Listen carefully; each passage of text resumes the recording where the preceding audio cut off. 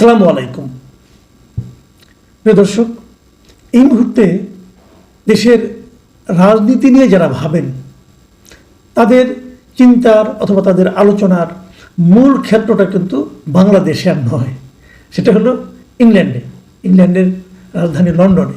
কারণ লন্ডনে আমাদের সরকারের অন্তর্বর্তী সরকারের প্রধান উপদেষ্টা ডক্টর ইউনূস রাষ্ট্রীয় সফরে গিয়েছেন।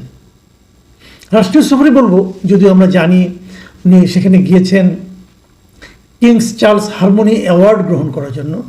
সেটা ব্যক্তি ডক্টর ইউনূসকে দেওয়া হয়েছে।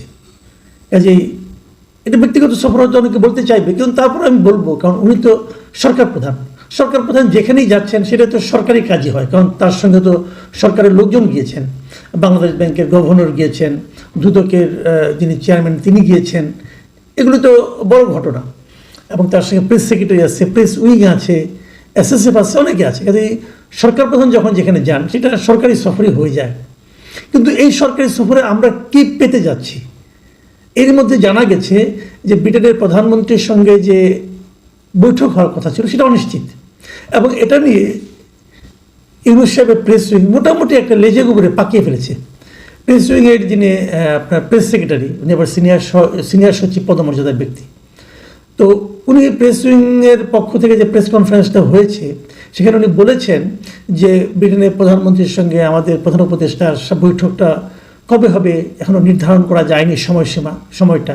কারণ ব্রিটেনের প্রধানমন্ত্রী উনি নাকি কানাডা সফরে আছেন।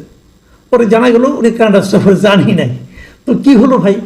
মানে এত আনাড়ি লোকজনকে নিয়ে এই প্রেস উইংটা গঠন করা হয়েছে এবং এর মাথায় যিনি শিরোমণি হিসেবে বসে আছেন, এটুকু খবর উনি সংগ্রহ করতে পারেননি যে ব্রিটেনের প্রাইম মিনিস্টার যে দেশে উনি গিয়েছেন, যে দেশে আমাদের প্রধানমন্ত্রীর পদমর্যাদার ব্যক্তিকে নিয়ে গিয়েছেন, সেখানে ওই দেশের প্রধানমন্ত্রী আদৌ সে দেশে আছেন কি নাই এই খবরটা সংগ্রহ করার সক্ষমতা ওনার নাই।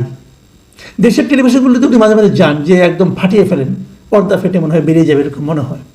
কিন্তু ওনার দক্ষতার এবং যোগ্যতার যে দৌড় সেটা মোটামুটি বোঝা যাচ্ছে। ওনারা এটা উনি কোথেকে পেয়েছেন?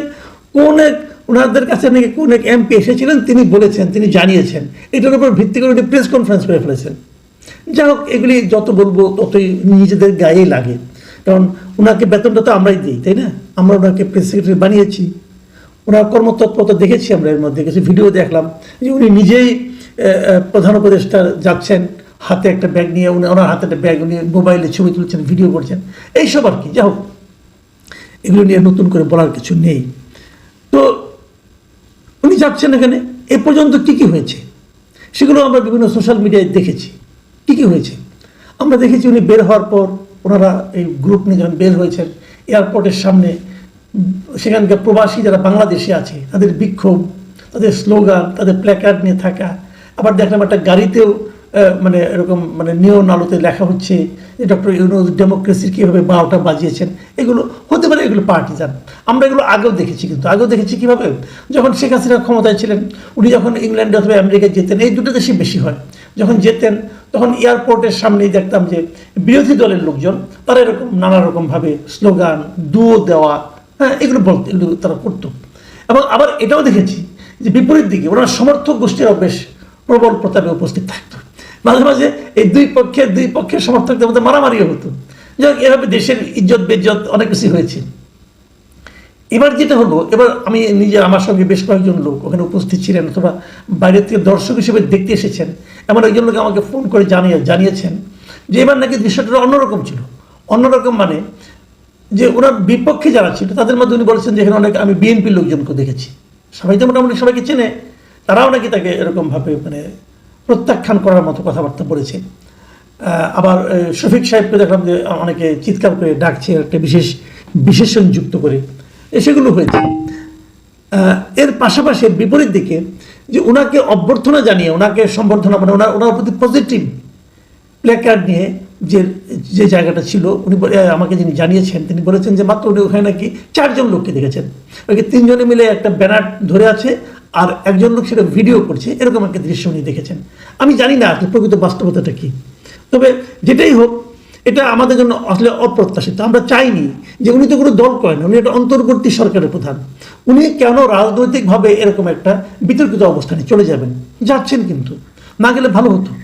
যাও আমরা বরং একটু তাকাই যে উনি কি কি করেছেন এবং কি কি বলেছেন। এর মধ্যে উনি ওখানে গেলেন কবে?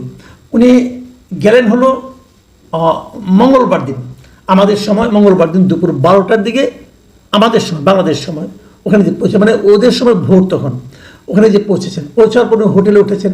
হোটেলে ওঠার পর এ পর্যন্ত দেখা সাক্ষাৎকার কার সঙ্গে হয়েছে? ওনার সঙ্গে দেখা করেছেন ফরাসি প্রতিষ্ঠান যে এয়ারবাসের এক্সিকিউটিভ ভাইস প্রেসিডেন্ট। কেন আমরা কি এয়ারবাস কিনতেছি? এয়ারবাস কেনার একটা ব্যাপার কিন্তু আমরা দেখেছি যে ফরাসি প্রেসিডেন্ট যিনি আছেন, মানে ওদের রাষ্ট্রীয় প্রেসিডেন্ট যিনি আছেন, তিনি বাংলাদেশ সফরে এসেছিলেন, হাসিনার সঙ্গে কি মিটিং টিটিং হয়েছিল, তখন এয়ারবাস কেনার একটা প্রকল্প হাতে নেওয়া হয়েছিল, সেটা পরে আর বাস্তবায়িত হয়নি। যাই হোক, ওনার সঙ্গে দেখা হয়েছে। আর দেখা হয়েছে যে অল পার্টি পার্লামেন্টারি গ্রুপের একটা যুক্তরাজ্যের একটা একদল সংসদ সদস্য তার সঙ্গে সাক্ষাৎ করেছেন। বেসিক্যালি এখানে বাঙালি যারা নির্বাচিত হয়েছেন এরাও অনেকে ছিলেন এখানে, কিন্তু টিউলিপ সিদ্দিক ছিলেন না, এটা খুব ইন্টারেস্টিং। ছাড়া অন্য অনেকে ছিলেন। তার সঙ্গে ওনার দেখা হয়েছে, ওই দিনই দেখা হয়েছে, প্রথম দিনই মঙ্গলবার দিনে, যে কমনওয়েলথের মহাসচিব শার্লি আয়রকর বোচওয়ে, ওনার সঙ্গে ওনার দেখা সাক্ষাৎ হয়েছে। সেগুলো নিয়ে অনেক মানে প্রেস উইং আমাদের কাছে বিবৃতি পাঠিয়েছে, আমি ওখান থেকে নিচ্ছি তথ্যগুলো। বুধবার দিন মানে পরের দিন ওনার সঙ্গে দেখা হয়েছে যুক্তরাজ্যের জাতীয় নিরাপত্তা উপদেষ্টা জোনাথন পাওয়েলের সঙ্গে বৈঠক হয়েছে ছোটোখাটো একটা। এরপর লন্ডনের প্রভাবশালী নীতি গবেষণা প্রতিষ্ঠান যেটা আছে চ্যাথাম হাউস, এই চ্যাথাম হাউসে বুধবার দিন সকালে উনি গিয়েছিলেন। সেখানে এশিয়া প্যাসিফিক প্রোগ্রামের পরিচালক বেন ব্ল্যান্ড এবং দক্ষিণ এশিয়া বিষয়ক জ্যেষ্ঠ গবেষক ডক্টর চেটিস বাসপাইয়ের সঙ্গে ওনার দেখা হয়েছে। এবং তারপর ওখানে চ্যাথাম হাউসে যে royal institute of international affairs আছে, তাদের আয়োজনে উনি একটা সাক্ষাৎকার দিয়েছেন। আসলে আজকের আলোচনাটা আমি সাক্ষাৎকারেই শেষ করবো, এটা দিয়ে শেষ করবো। সেই সাক্ষাৎকারে কি আলোচনা হয়েছে এবং উনি কি বলেছেন, এই জায়গাটুকু একটু বলি। উনি সেখানে বলেছেন, যে কথাটা খুব জোর দিয়ে বলেছেন, সেটা হলো যে 17 বছর পর আমরা সত্যিকারের একটি নির্বাচন করতে যাচ্ছি, যা আমাদের ইতিহাসে সবচেয়ে সুন্দর নির্বাচন হবে। মাথায় রাখবেন, ডক্টর ইউনূস বলেছেন আমাদের ইতিহাসে, বাংলাদেশের ইতিহাসে সবচেয়ে সুন্দর নির্বাচনটা উনি উপহার দিতে যাচ্ছেন। ওনার এই বক্তব্য নিয়ে আমার বিশাল আপত্তির বিষয়টা নিয়ে আমি পরে আলোচনা করছি। তারপরে আমি এই ফাঁকে আরেকটু কিছু কথা বলে নিই। উনি এখানে আরেকটা জিনিস জানিয়েছেন যে নির্বাচনের পর নির্বাচিত সরকারের কোনো দায়িত্বে আমার থাকার কোনো ইচ্ছে নেই। উনি বলেছেন যে ইলেকশন হলে নতুন যে সরকার আসবে তাদের কোনো দায়িত্বে উনি থাকার ইচ্ছা ওনার নেই। এই কথাটা আমি মোটামুটি অবিশ্বাস করি। কেন অবিশ্বাস করি সেটাও বলছি। উনি এর আগেও বলেছিলেন কোনো রাজনৈতিক দলকে নিষিদ্ধ করার ওনার সরকারের কোনো ইচ্ছা নেই। সেই যে ইচ্ছা নেই, সেই ইচ্ছা নেই চেহারাটা আমরা এর মধ্যে দেখেছি। কাজে উনি যখন বলেন যে ইচ্ছা নেই, তখন বোঝা যায় যে একটা ইচ্ছা আসলে আছে, না হলে এরকম হতো না। যাই হোক, এটা আমার ধারণা উনি থেকে যাওয়ার চেষ্টা করবেন। কীভাবে পারবেন আমি জানি না। এবং কেউ আমাকে একথাও বলেছেন, তারেক রহমানের সঙ্গে যে মিটিংটা হচ্ছে 13 তারিখে শুক্রবার দিন যেটা হওয়ার কথা, সেই মিটিংটা বেসিক্যালি এই আলোকেই হচ্ছে যে কোনোভাবে অ্যাকোমোডেট করা যায় কিনা, দেখা যাক কী হয়। এবং উনি আরেকটা কথা বলেছেন যে নতুন বাংলাদেশ তৈরির জন্য একটা সংস্কার কমিশন গঠন করা হয়েছে। প্রত্যেকটা প্রতিষ্ঠানের জন্য উনি কমিশন গঠন করেছেন, তাদের সুপারিশের দিকে উনি তাকিয়েছেন। এটা হচ্ছে একটা আমার বিবেচনা একটা বিশাল অশ্বডিম্ব এই কারণে উনি যে সংস্কার কমিশনগুলি গঠন করেছেন, এই একটা কমিশনও কোনো কাজের কমিশন হয়নি আমার বিবেচনায়। আমি মনে করি সবগুলো আপদ মার্ক হয়নি। এই কমিশনগুলো খুবই বিদেশি লোকজনকে, ভাড়াটে লোকজনকে এনে, কিছু ভাড়াটে বুদ্ধিজীবীদের এনে ওনারা সংস্কার করছেন। আমাদের দেশের সংস্কার, যে লোকগুলি সংস্কারের মূল নায়ক, ওরা তো এই দেশে থাকেই না, ওরা বিদেশের নাগরিক, ওরা আমাদের কি সংস্কার করে দেবে? আর যদি তারা করে সেটা আমরা মানবো কেন? আমাদের কি লোকজন নেই? আমরা কি এত মূর্খ হয়ে গেছি যে আমেরিকার নাগরিক এসে আমাদের সংস্কার করে দেবে? এটা আমরা মানবো না তো।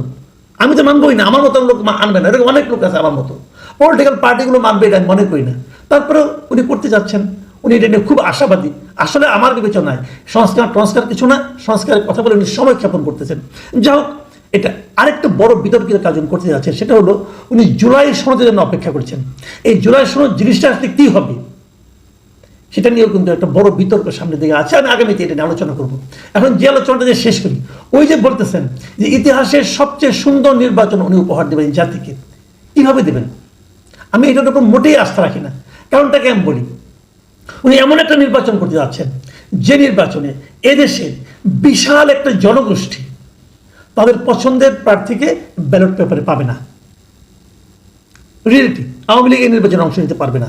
যদি আওয়ামী লীগ নির্বাচনে অংশ নিতে না পারে, আওয়ামী লীগের যে বিশাল জনগোষ্ঠী আছে, আওয়ামী লীগের সমর্থক, আওয়ামী লীগের কর্মী, অথবা আওয়ামী লীগকে জাস্ট ভোট দেয় নৌকা মার্কায়, সেই লোকগুলো তো তাদের জন্য পছন্দের প্রার্থী তারা পাবে না ব্যালট পেপারে।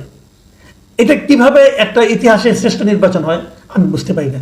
একটা বড় জনগোষ্ঠীকে নির্বাচনের বাইরে রেখে আপনি কিভাবে নির্বাচন করবেন, যা নাকি এই দেশের জন্য একটা মানে আপনার নতুন ধরনের ইতিহাসের সবচেয়ে সুন্দর নির্বাচন কিভাবে করবেন আমি বুঝতে পারি না।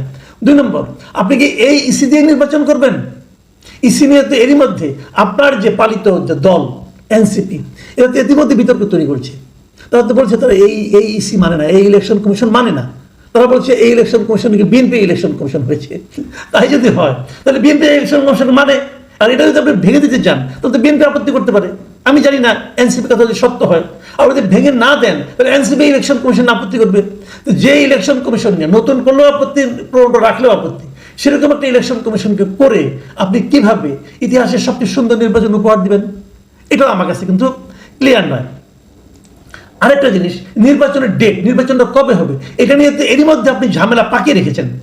আপনি যেহেতু বাংলাদেশের আপনাদের সঙ্গে যখন দেখা হলো কয়েকদিন আগে, 28টা রাজনৈতিক দলের মধ্যে 25টা রাজনৈতিক দল বললো যে নির্বাচন তারা ডিসেম্বরের আগে চায় অথবা ডিসেম্বরে চায়, ডিসেম্বরের পরে নয়।